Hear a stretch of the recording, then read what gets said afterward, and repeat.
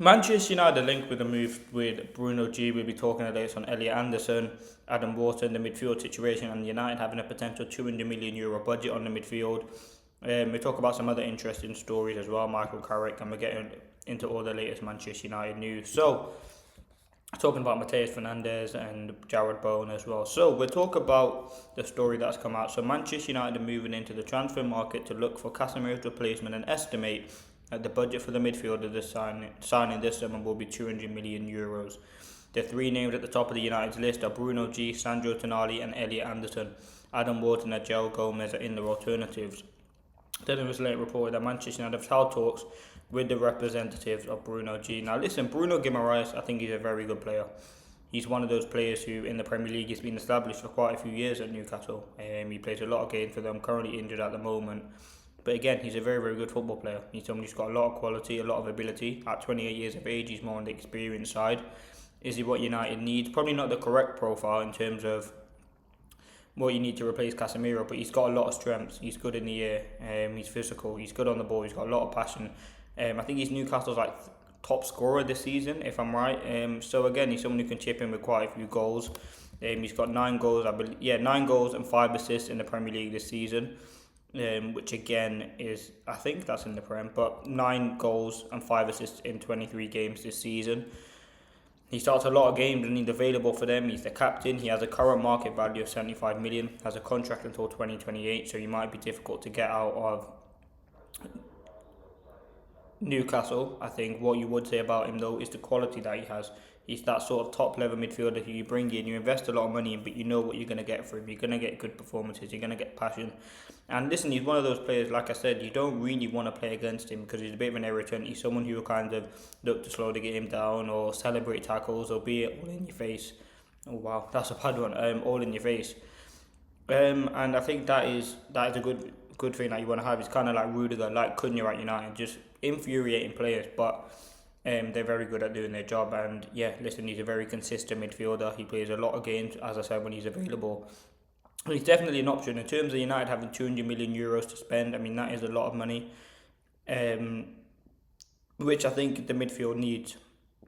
Casemiro's going to go, Ugarte's got to go. You got to bring in 2 or potentially 3 top level midfielders and have a proper midfield revamp. Now, you look at if United were to bring in 2 out of all the options that's been listed, Tonali, Anderson, Wharton, Baleba, Tonali, Guimaraes. Now, there'd be more, I'm sure, that have been linked. My ideal 2 would be Elliot Anderson and probably Sandro Tonali. I think they're the main 2. I think they're 2 very good players, 2 very unique profiles. And again, depending on where Newcastle finish this season and how they kind of end things, Bruno G could potentially be on the move. I know Tonali has been linked with a move away, but Bruno G is a top level player, and I think United having €200 million to spend is I think it's true. I think that will happen. You look at what we did last summer with the sort of attack, bringing in Cunha and Burmo Sesko, and you look at sort of the money that United will be able to generate this season, €44 million coming in from Hoyland, €30 million or €10 million, depending on how it's kind of financed for Rashford. So just say that €54 million, you're going to save 350 grand a week. 350 grand a week on Casemiro, which is fantastic as well.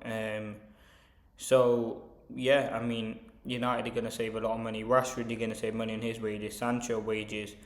So there's going to be a lot of money coming in, and I think that's where United have to invest that correctly and into the squad. So we'll see what happens there. But on Bruno G, I think he's a top player.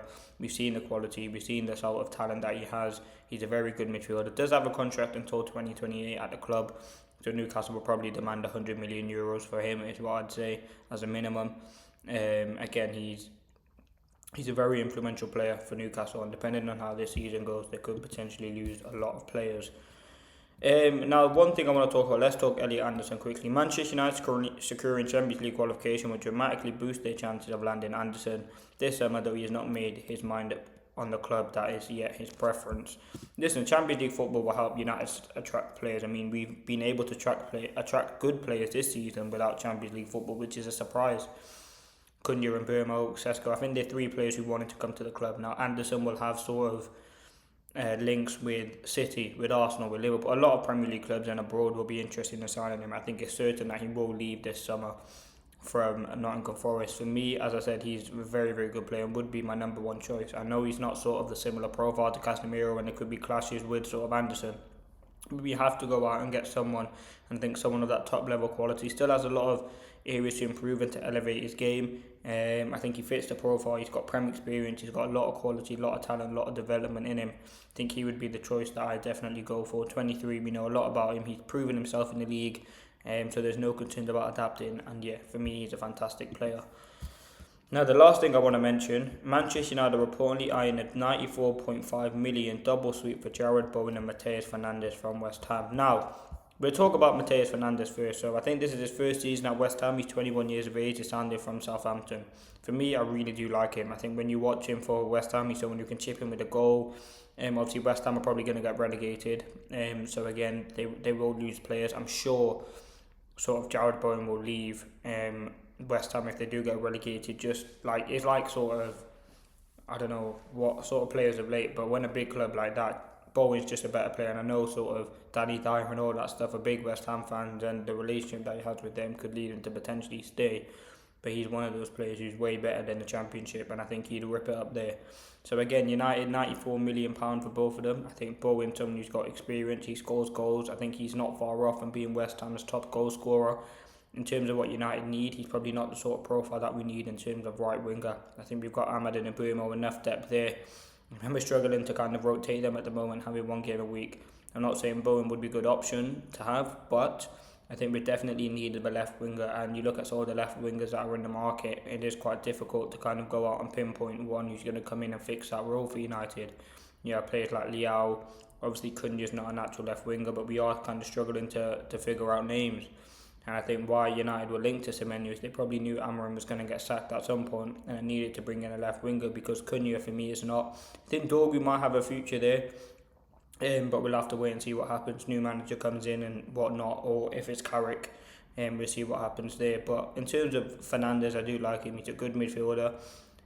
You'll be able to get him for relatively cheap because West Ham will go down. He's talented, he's 21, got a lot of room for improvement. I think he's definitely an option for that midfield. He's more box to box, so probably would be as covered to Kobbie Mainoo, which is not bad. And the promising signs have definitely been there with someone like Mateus Fernandes. Now, that has been your latest news. Let me know your thoughts.